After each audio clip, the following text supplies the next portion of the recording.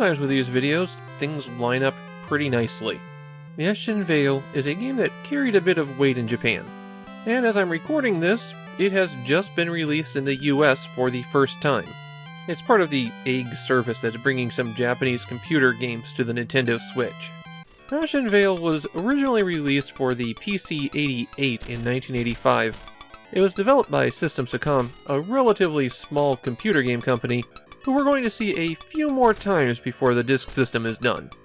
It's an action-adventure game with a focus on the storytelling. Basically, the half-step between hide-glide and ease.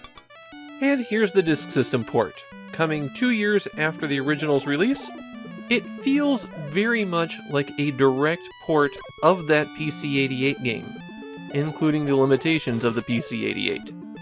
The plot of the game is that you're a prince who has been transformed by an evil witch into a Vale. And a Vale is basically a satyr. Also, as a Vale, his name is Vale. Don't think about it.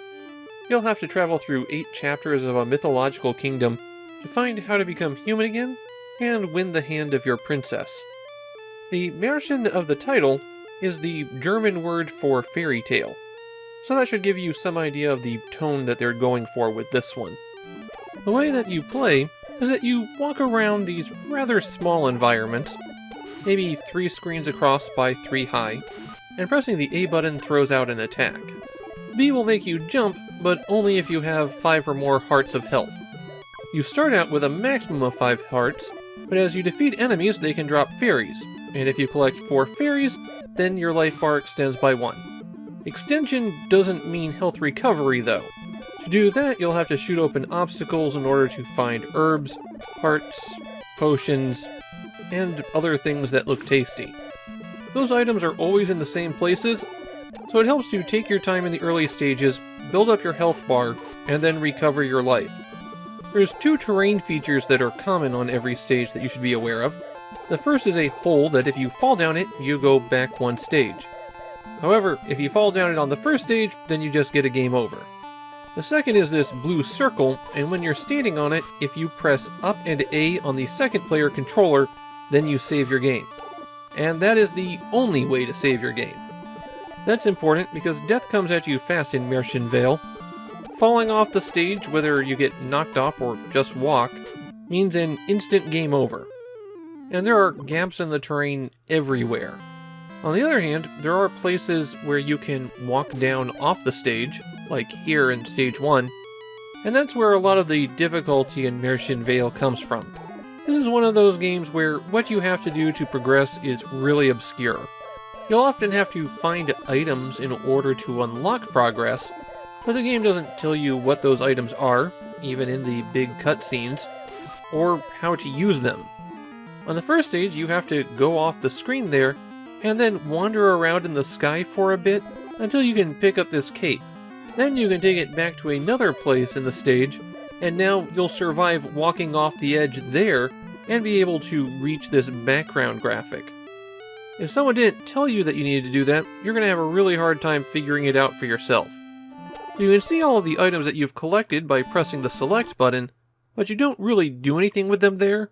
And also, there is an extremely long load time when you hit select to exit out of this screen. A few of the treasures that you find will be permanent power-ups. Swords that increase the number of projectiles you can fire, or boots that prevent you from getting hindered by terrain.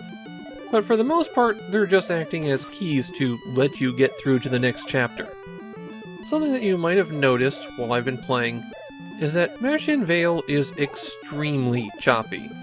You can basically only move in tile steps, and the animation in your movement is extremely restricted. This is something that's reflecting its legacy as a computer game. The PC-88 didn't have any inherent ability for the smooth movement of sprites or scrolling the screen, and so movement there is always choppy. When System Sakam ported it to the Famicom Disk System, they didn't really take advantage of the system's capabilities, and that makes movement in Märchen Vale feel really off. There's one other thing I have to mention about this game, and that's the ending. I'm not going to spoil it, but the game ends on a cliffhanger. Our hero reaches the end of his quest, only to find out that things were much worse than he knew. There is a sequel that concludes the story, but it was only published for the PC 98. So if you want to know how everything turns out, then you'll have to break out your old Japanese computer.